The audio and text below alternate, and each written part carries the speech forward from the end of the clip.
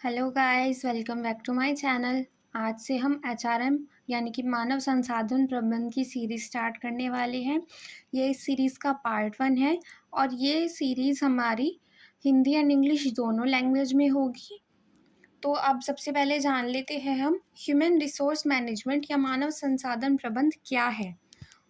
अगर किसी भी ऑर्गेनाइजेशन के अंदर लोग काम करते हैं, एम्प्लॉयज़ काम करते हैं, उनका प्रबंधन ही मानव संसाधन प्रबंध या ह्यूमन रिसोर्स मैनेजमेंट कहलाते हैं। यानी कि जो हमारे ह्यूमन रिसोर्स हैं, उनसे रिलेटेड जो भी टॉपिक हो सकते हैं।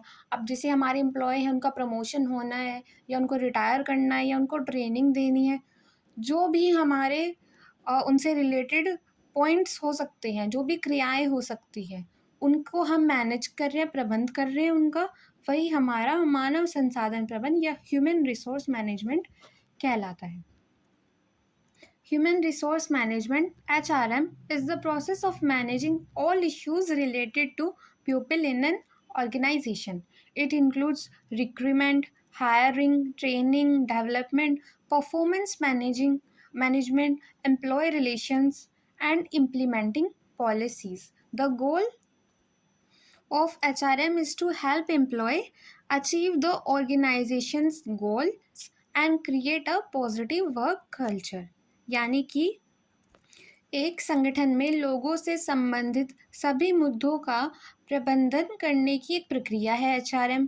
इसमें भर्ती, नियुक्ति, प्रशिक्षण, विकास, प्रदर्शन प्रबंधन यानी कि वो कैसा काम कर रहे हैं उसको प्रबंध करना, उनका कर्मचारी संबंध और नीतियों को लागू करना शामिल है। यानी कि हमारे एम्प्लॉयज़ से रिलेटेड जो भी हमारे तथ्य हो सकते हैं, जो भी हमारे पॉइंट हो सकते हैं, उनको मैनेज करना एचआरएम के अंतर्गत आता है। अब एचआरएम का लक्ष्य संगठन के लक्ष्य को प्राप्त करने में कर्मचारियों की मदद करना। संगठन का लक्ष्य इसलिए क्योंकि जो संगठन का लक्ष्य है, वही कर्मचारियों का लक्ष्य होना चाहिए ताकि वो उस पर ही ध्यान केंद्रित करके काम करें और उस गोल को अचीव करने में ऑर्गेनाइजेशन की मदद करें। तो ऑर्गेनाइजेशन क्या करेगा? उनकी मदद करेगा एचआरएम के थ्रू और एक सकारात्मक कार्य संस्कृति बनाए, यानी कि एक पॉजिटिव एनवायरनमेंट हो, उनका पॉजिटिव कल्चर हो जहाँ पे वो काम कर रहे हैं। अब इसकी डेफिनेशन देख लेते हैं। According to EFL Brech, human resource management is that part of the management process which is mainly concern with the human elements of an organisation. यानी कि EFL ब्रिज के अनुसार मानव संसाधन प्रबंध क्रिया का वह भाग है जो मुख्यतः किसी संगठन के मानवीय तथ्यों से संबंधित है। जो भी हमारे मानव से रिलेटेड, हमारे एम्प्लॉय से रिलेटेड तत्व हैं, वो सभी हमारे ह्यूमन रिसोर्स मैनेजमेंट के अंतर्गत आते हैं और ये पूरे मैनेजमेंट, पूरे प्रबंधन का केवल एक भाग है। ये पूरा मैनेजमेंट नहीं है, ये सिर्फ ह्यूमन रिसोर्स का मैनेजमेंट है।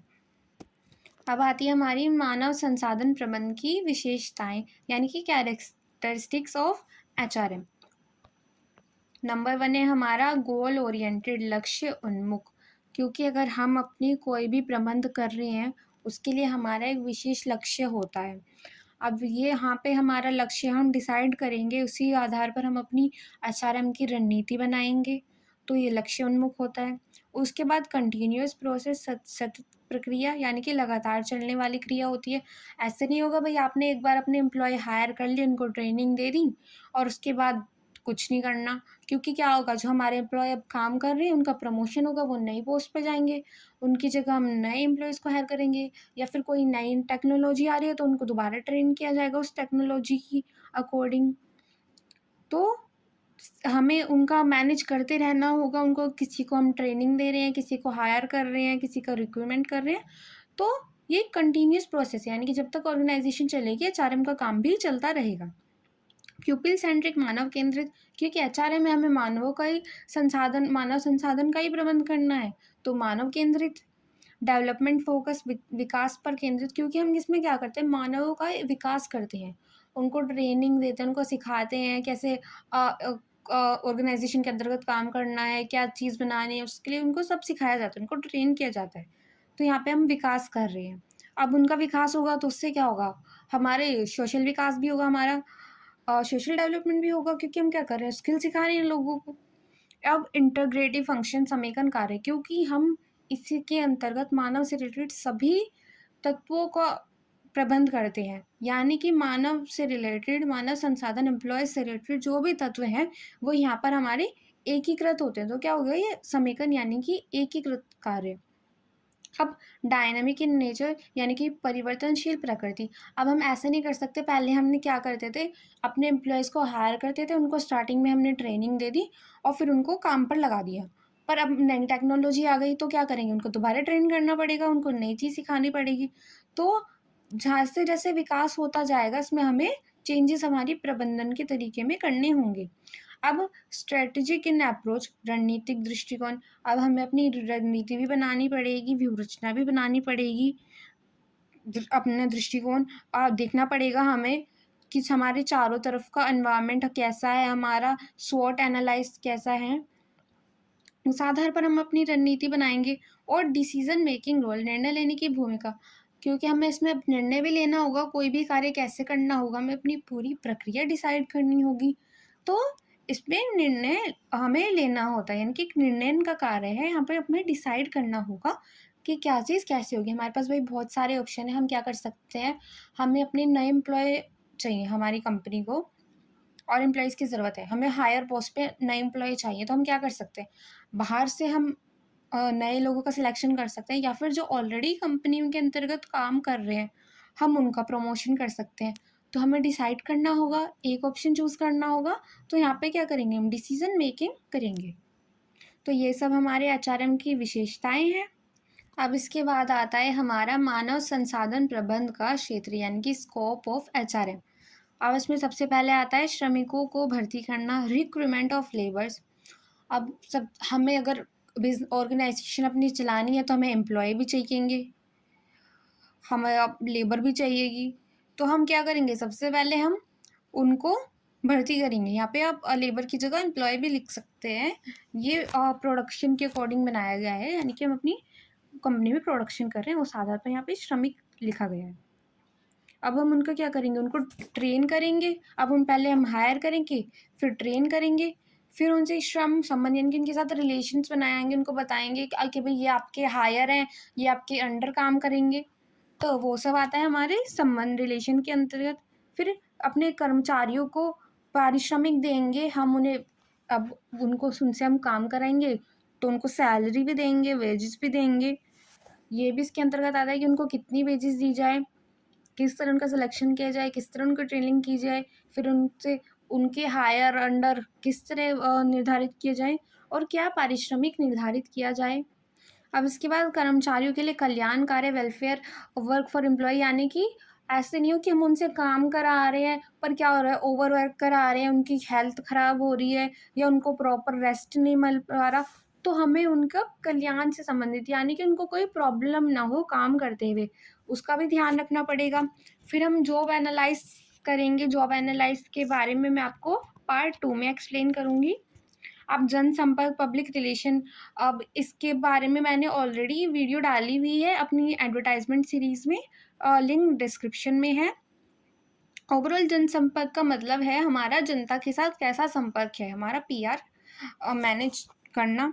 फिर श्रम संबंधी लेखे रखना, यानी कि हमारे कौन एम्प्लॉय, कौन लेबर किस टाइम पर आ रहा है, किस टाइम जा रहा है, उनकी सैलरी हमें अगर डिले करनी है, जैसे कि उन्होंने कोई छुट्टी ली है या फिर हमें उनको एडवांस देना है, बोनस देना है, जो भी रिलेटेड है उनसे सभी हमें लेखे रखने होंगे। तो ये सब हमारे जो भी ये सब हमारे पॉइंट्स है, ये हमारे स्कोप है, एचआरएम का क्षेत्र है।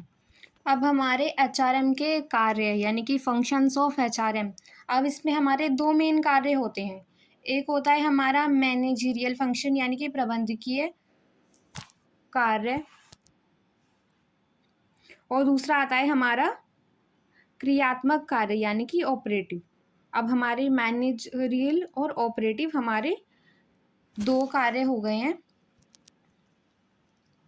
अब इसके बाद आता है हमारा प्रबंधकीय कार्य, यानी कि मैनेजरियल फंक्शन में कौन कौन से आता है, हम प्लानिंग करेंगे। ये हमारे ओवरऑल मैनेजमेंट के कार्य हैं जो हमने मैनेजमेंट में पढ़े हुए हैं।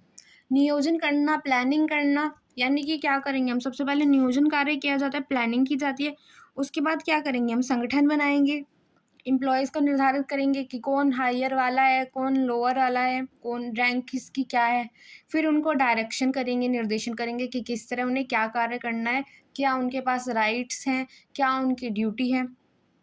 फिर बैलेंस बनाएँगे, समन्वय करेंगे, कोऑर्डिनेशन बनाएँगे कि अगर कि ताकि ऐसा ना हो कि हमने एक काम दे दिया 2 लोगों को और एक काम किसी को भी नहीं दिया, वो काम रह गया और वहाँ पे कि भई ये काम तो मुझे बोला था, ऐसे चल रहा है। तो हमें मैनेज करना पड़ेगा बैलेंस बनाने के लिए और फिर उनको कंट्रोल करेंगे, यानी कि देखेंगे सब काम ठीक से हो रहा है या नहीं, या फिर जहाँ पे कोई भी गड़बड़ लग रही है, हमें उसको हम ध्यान देंगे और ठीक बेटर करेंगे।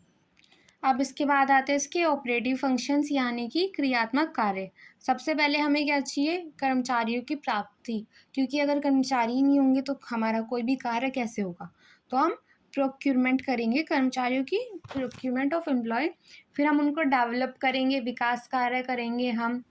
अगर कोई क्षतिपूर्ति हमें करनी है, कोई किसी को कंपनसेट करना है, तो वो कार्य करेंगे। और श्रमिकों को संगठन में बनाए रखने के लिए कार्य करना, यानी कि वो हमारा बिजनेस छोड़ के, हमारी कंपनी छोड़ के दूसरी जगह ना जाएं, कि हमने भाई अपनी सैलरी इतनी कम दी हुई है कि हमारे एम्प्लॉय छोड़ छोड़ के जाने लग रहे हैं। तो ऐसा भी नहीं, हमें बैलेंस बनाए रखना पड़ेगा ताकि वो खुश रहें, अच्छा इन्वायरमेंट उनको मिले और वो हमारे ऑर्गेनाइजेशन के लिए कार्य करते रहें। अब इसके बाद आता है मानव संसाधन प्रबंधन का महत्व, यानी कि सिग्निफिकेंस ऑफ एचआरएम। कुशल कार्यबल प्रबंध, इफिशिएंट वर्कफोर्स मैनेजमेंट। क्योंकि अगर जो हमारे एम्प्लॉय हैं वो अच्छी तरह से ट्रेन होंगे तो हमारा क्या होगा, कार्य अच्छी तरह होगा।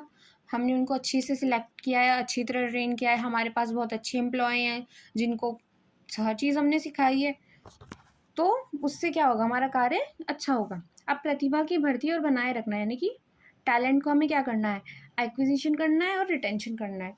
अब हमने बहुत ही सारे, जैसे हमने अपने कहा भाई हमें एम्प्लॉय की नीड है, 10 एम्प्लॉय चाहिए। अब उनमें से क्या करेंगे, हम पहले कम से कम भी 100 लोगों का इंटरव्यू लेंगे। अब उसमें से हम बेस्ट एम्प्लॉयज़ को चूज़ करेंगे और उसके बाद चाहेंगे कि वो हमारी उसमें बने रहें, यानी कि वो अपना बेस्ट काम करते रहें हमारी ऑर्गेनाइजेशन के लिए। फिर कर्मचारियों की प्रेरणा और मनोबल, यानी कि उन्हें मोटिवेट भी करना पड़ेगा, उनको अच्छे तरह से सिखाना पड़ेगा उनको, कि भाई अगर आप अच्छा काम करेंगे तो आपको बोनस मिलेगा, या फिर आपको अगर आपने जल्दी काम कर लिया तो आपकी जल्दी छुट्टी हो जाएगी। तो इससे क्या होगा, वो मोटिवेट होंगे कि भाई अच्छा काम करेंगे हम तो हमें बोनस मिलेगा, एक्स्ट्रा पे मिलेगी, या फिर हमें कोई गिफ्ट मिलेगा। तो इससे क्या होगी, उनमें मोटिवेशन आएगी बेटर काम करने की। फिर हम क्या करते हैं, प्रशिक्षण और विकास करते हैं, हम उन्हें ट्रेन करेंगे तो उससे क्या होगा, उनका विकास होगा, हमारी ऑर्गेनाइजेशन का भी फ़ायदा होगा कि हमारे पास ट्रेन्ड एम्प्लॉय हैं। तो हमें ये नहीं है कि बार-बार बताना पड़ रहा है, हमने उनको एक बार बता दिया कि आपको ऐसे काम करना है, उन्हें ऑलरेडी प्रोसेस पता है, तो वो बेटर वर्क कर पाएँगे। अब इसके बाद आता है विवाद समाधान, यानी कि कॉन्फ्लिक्ट रिज़ॉल्यूशन, यानी कि ऐसे हो गया भाई 2 एम्प्लॉय के बीच में हमारी लड़ाई हो गई, तो हमें उनका विवाद को समझाना पड़ेगा। हमने कहा भाई दोनों अपना-अपना काम करें, लड़ाई मत करो, उनको समझाएँगे जो भी पॉइंट है उनसे रिलेटेड हम उसको ठीक करेंगे, सॉल्व करेंगे। संगठनात्मक संस्कृति निर्माण, यानी कि ऑर्गेनाइजेशन कल्चर को बनाएँगे हम, कि उन बेटर वर्क एनवायरनमेंट बनाएँगे ताकि भई सब एम्प्लॉइज़ वहाँ पे अच्छी तरह काम कर पाएँ। हमारी ऑर्गेनाइजेशन की संस्कृति ऐसी हो, कल्चर ऐसा हो कि और एम्प्लॉइज़ भी वहाँ पे आके काम करना चाहें, कि भई वहाँ पे तो बहुत अच्छी तरह ट्रेन किया जाता है। कोई प्रेशराइज़ नहीं किया जाता कि भई बेटर वर्क करोगे तो बेटर, हाँ, तुम्हें वो मिलेगी वैल्यू। तो उससे क्या होगा, हमारा जो ऑर्गेनाइजेशन का कल्चर होगा वो अच्छा बिल्ड होगा। उसके बाद रणनीतिक योजना में सहायक, यानी कि हमें स्ट्रैटेजी भी हमारी उस आधार पर बनाई जाती है। हमारी स्ट्रैटेजी बनाने में भी एचआरएम का यूज़ होता है, क्योंकि हमारे एम्प्लॉइज़ किस तरह काम कर रहे हैं, उनसे रिलेटेड रणनीति क्या है, वो सभी एचआरएम के अंतर्गत ही आती है। इसके बाद आते हैं मानव संसाधन प्रबंधन के उद्देश्य, यानी कि ऑब्जेक्टिव्स ऑफ एचआरएम। अब हमारा सबसे पहला पॉइंट है इसमें सही व्यक्ति की भर्ती, यानी कि recruitment of the right person. जब अगर हमारे पास भाई एक पोस्ट खाली है, हमें उसके पास उसमें 10 लोगों के हमें वो आए हैं एप्लीकेशन कि भाई आप हमें हायर कर लीजिए, तो हम उनका इंटरव्यू लेंगे और उनमें से जो बेस्ट व्यक्ति होगा हम उसको चूज़ करेंगे। तो ये हमारा ऑब्जेक्टिव है कि हम उस बेस्ट व्यक्ति को वहाँ पे राइट पर्सन को यानी कि सही व्यक्ति को चूज़ करें। ये नहीं कि भई था उसका काम कुछ और, वो आया था किसी और टॉपिक को सोचकर, हमें चाहिए था किसी और वर्क के लिए कि हमें चाहिए थी लेबर, आए हैं वो डिजिटल वर्क वाले। तो ऐसे नहीं करना होगा, हमें वहाँ पे अपने सही प्रॉपर व्यक्ति को चूज़ करना होगा जो उस कार्य को कर सके अच्छी तरह। अब उसके बाद हमें अपने कर्मचारियों का विकास भी करना होगा, डेवलप भी करना होगा कि जैसे-जैसे टेक्नोलॉजिकल चेंज आ रहे हैं, हमारे एम्प्लॉयी उसके साथ काम कर पाएँ। तो हमें उनको ट्रेन करते रहना होगा। उसके बाद उच्च उत्पादकता प्राप्त करना यानी कि अचीविंग हायर प्रोडक्टिविटी, क्योंकि अगर हम अपने एम्प्लॉयज़ को अच्छी तरह ट्रेन करेंगे, वो अच्छा प्रोडक्शन करेंगे, तभी हम अपनी प्रोडक्शन को बढ़ा पाएँगे। तो उसके लिए ये भी हमें ध्यान रखना होगा कि हमारा प्रोडक्शन बेटर हो। फिर आता है बेहतर कार्य संबंध बनाए रखना, यानी कि हमारे वर्क रिलेशन अच्छे हों, उनके साथ हम अच्छा बिहेव करें। ये नहीं कि हमारे बीच में लड़ाई हो रही है, वर्क हमारा डिले हो रहा है, ऐसे नहीं। हमारे जो कार्य संबंध हो अच्छे हों। अब उसके बाद हमें अपने एम्प्लॉयी को ये भी इंश्योर करना पड़ेगा कि हमारा जो एम्प्लॉयी है वो सैटिस्फाई है, यानी कि वो संतुष्ट है। ऐसा नहीं कि हम उससे ओवरटाइम भी करा रहे हैं पर हम उसको कुछ एडवांस नहीं दे रहे, कुछ सैलरी नहीं दे रहे उसको हम ओवरटाइम की। तो उससे क्या होगा, वो असंतुष्ट हो जाएगा कि अगर मैं ही ज़्यादा काम कर रहा हूँ तो मुझे ओवरटाइम पे भी मिलनी चाहिए। तो हमें ध्यान रखना होगा कि वो संतुष्ट रहे, कि जैसा वो वर्क कर रहे हैं उस अकॉर्डिंग उनको हम सैलरी दें। और अगर कोई अच्छा वर्क कर रहा है तो उसको बोनस या गिफ्ट भी दिया जाए। अब उसके बाद आता है प्रतिभा को बनाए रखना, यानी कि रिट्रेनिंग टैलेंट। अब ऐसा नहीं हो कि हमने अपने एम्प्लॉय हायर कर दिए, हमने उनको स्टार्टिंग में ट्रेन किया था, अब हमारा प्रोसेस धीरे-धीरे चेंज हो रहा है पर उनको कुछ पता ही नहीं अब कैसे होना है। तो हमें क्या करना पड़ेगा, उनको ट्रेन करते रहना होगा कि अगर कुछ डाउट्स हैं आप पूछ लीजिए, उनको अच्छी तरह ट्रेन किया जाए। टेक्नोलॉजीज़ सिखाई जाएँ जो भी चल रही है, जिस भी वे में वो अपने काम को ईज़िली कर पाएँ और उनको समझ भी आए। अब प्रशिक्षण और कौशल विकास यानी कि वही होगा, ट्रेन करें हम उनको, उनको सिखाएँ, उनकी स्किल जो है उसको बेटर बनाएँ कि जो जिस काम में है उसको अच्छा कर सकता है, तो हम क्या करें उसको वही काम दें ताकि क्या उसकी स्किल डेवलप हो। अब उसके बाद संगठनात्मक लक्ष्यों की प्राप्ति, यानी कि अचीविंग ऑर्गेनाइजेशन गोल। एचआरएम का ये मेन ऑब्जेक्टिव है कि भई हमें क्या करना पड़ेगा, अपने गोल्स भी अचीव करने हैं हमें ऑर्गेनाइजेशन के, कि हम अपने ऑर्गेनाइजेशन की गोल्स के अकॉर्डिंग अपने एम्प्लॉयज़ को काम दें, उनको मोटिवेट करें ताकि हम उन गोल्स को अचीव कर पाएँ। उससे क्या होगा, एम्प्लॉयी भी खुश होगा, अगर हमने एम्प्लॉयी को अच्छी तरह से समझाया है, उसको अच्छी तरह ट्रेन किया है तो वो अपना काम अच्छा करेगा। अब एम्प्लॉयी काम अच्छा करेगा तो उससे बिज़नेस के हमारे जो ऑर्गेनाइज़ेशन है ओवरऑल उनका फ़ायदा होगा। आई होप आपको आज का वीडियो अच्छा लगा हो। Thank you for watching.